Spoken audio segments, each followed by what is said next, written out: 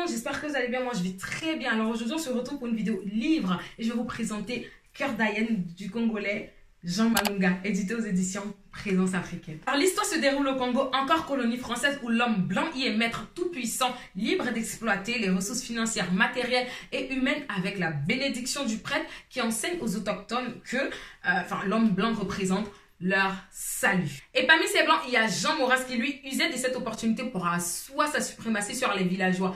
Tous ses désirs étaient des ordres. Il était même capable de faire emprisonner certaines personnes quand celles-ci décidaient de s'insurger, de se révolter face à certaines situations. Alors autant il considérait les femmes noires comme des êtres inférieurs, indignes, autant quand il s'agissait d'assouvir ses désirs sexuels, ce sont ces derniers qu'on lui ramenait. Des vierges lui étaient livrées, des femmes mariées lui étaient livrées.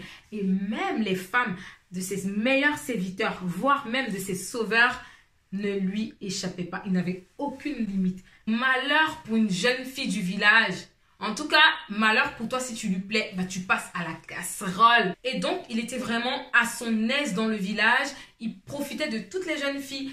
Face à cette méchanceté, à cette cruauté, personne ne voulait être au service de la famille Mourak. Sa femme avait du mal à trouver un cuisinier. Alors Yoka et Poutango, père de 2 enfants, Mambeke et Mboko, décident alors d'être leurs serviteurs. Et de l'autre côté, la famille Blanche a aussi également une fille appelée Solange. Alors c'est là que la rencontre va se faire entre Mambeke, le fils du serviteur, et Solange, la fille du maître. Effectivement, le maître blanc va interdire à sa fille de collaborer et de jouer avec le fils du serviteur.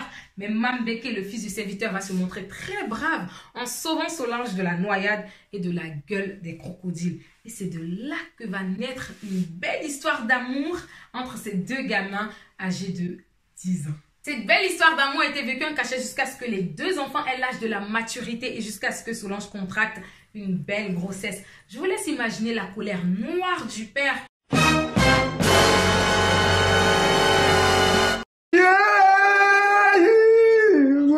Et je vous laisse acheter aussi le livre pour connaître la suite de l'histoire. Le livre va venir nous démontrer qu'il y a eu de l'amour entre les noirs et les blancs et que tout le monde ne se ressemble pas. Tous les blancs ne sont pas aussi méchants qu'on pourrait le penser. Et aussi nous expliquer que pendant la période coloniale, ce ne sont pas seulement que les richesses de l'Afrique qui ont été pillées, mais aussi les intimités, les vies privées qui ont été bafouées sans que personne ne s'en émeuve.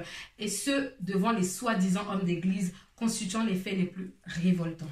Moi, personnellement, j'ai adoré le livre. C'est l'un des livres qui m'a le plus charmé en cette année, de par son style d'écriture, de par sa facilité de lecture. Honnêtement, si vous recherchez un roman historique basé sur plus ou moins des faits réels, n'hésitez pas à acheter ce livre. Ça change un tout petit peu des livres historiques qu'on retrouve partout, avec des expressions assez corsées. La lecture, elle est fluide, les mots sont accessibles, le vocabulaire, il est simple. Et en plus, c'est le premier texte littéraire en langue française de la République démocratique du Congo. On se retrouve dans d'autres vidéos pour de nouveaux livres et pour de nouveaux talents. Ciao!